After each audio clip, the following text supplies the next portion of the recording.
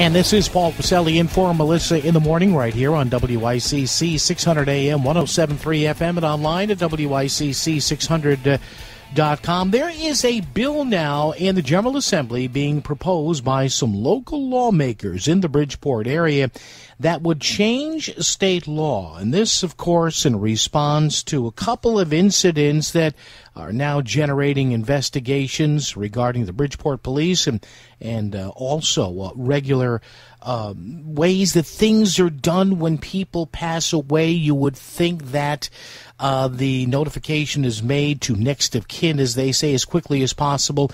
But in two cases over the past few months, Lauren Smith Fields and Brenda Lee Rawls, that apparently was not done in a timely manner.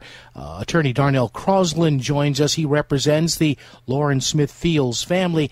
And Darnell, good morning. Good to have you here. And I see now that a couple of lawmakers here are getting behind a bill that, Darnell, right, would put in writing what police should and have to do in this situation. Good morning. Good morning. Thanks for having us. And that's absolutely correct. We actually shouldn't have to have a bill in this fashion, because the Bridgeport Police Department already had a policy that required that next of kin get noticed within 24 hours in person. And if in person wasn't possible, they'd have to do it by the phone. But in these two cases, the level of either racial insensitivity or incompetence had these two women totally discarded, like they were trash, and no family members were notified, et cetera. So we're thankful that the legislature has met with us, and this bill has been proposed. And Wednesday will be public hearing, and so we'll be voicing our opinions at the public hearing. Now, Darnell, you just said the Bridgeport PD does have a policy on this that apparently was not followed. Is this normal? Do police agencies all across the state, do they generally have, Darnell, written policies and policies that they just abide by out of an idea of duty and courtesy to the family? Yes. In fact, you're part of the media. There's a lot of media accounts that sometimes when people die, they're unable to release the victims' names simply because the family had not been notified yet. So out of that courtesy and respect for the family, even the media abides by this sense of decency and do not release the names of the victim until the next of kin has been notified. So this has been a long-standing tradition that we've all respected. Somehow Bridgeport Police Department has not done so, and now we're sitting before the legislature forcing people or police officers to do this. And if they don't do this, they could lose their certification to be police officers anywhere in the state of Connecticut. And Darnell, you said there for some reason this wasn't done. Do we yet know why? I know there's an investigation going on, but any idea why this apparently was not followed for not just one deaths, but two here? Is there any inkling as to what actually happened? Well, when you look at the factual breakdown, for instance, Lauren Smith Fields, her case, she's a 23-year-old African-American young lady found dead by a gentleman who's a white gentleman who she met on a dating site. He allegedly calls 911. The police arrive. He gives a statement that there was no sex. He never changed his clothes. He never took his clothes off. He said he slept there, but he slept with his clothes on. Yet still, they do no investigation of the scene. We find a condom with semen in it. We found a mysterious pill, and we know that the ME said that she had prescription drugs in her body and fentanyl. They never investigate this guy to see if he had fentanyl, a pill. They never said, hey, there's a semen in this apartment. Can we get your DNA to comport with that? They just told the guy, you can leave.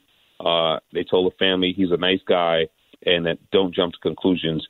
The family kept calling this Cronin, who's now suspended, to get some more information, and the cop hung up on them. So when you look at all of that, you ask me why did they not notify next of kin, it appeared that they didn't care about this investigation anyway.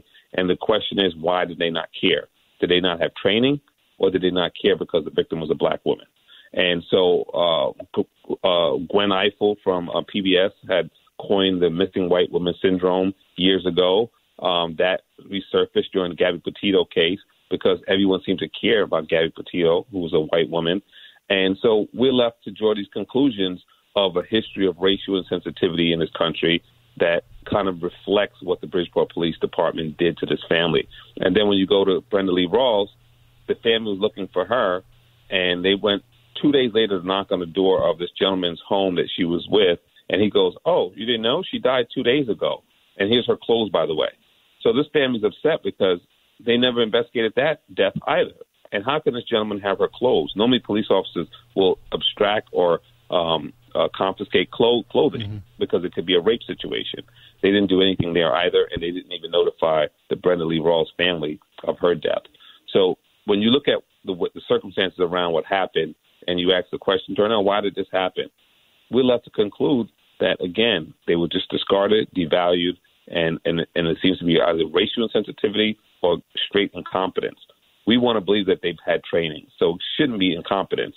So we're left with the other conclusion that they just didn't care about these women because they were African American.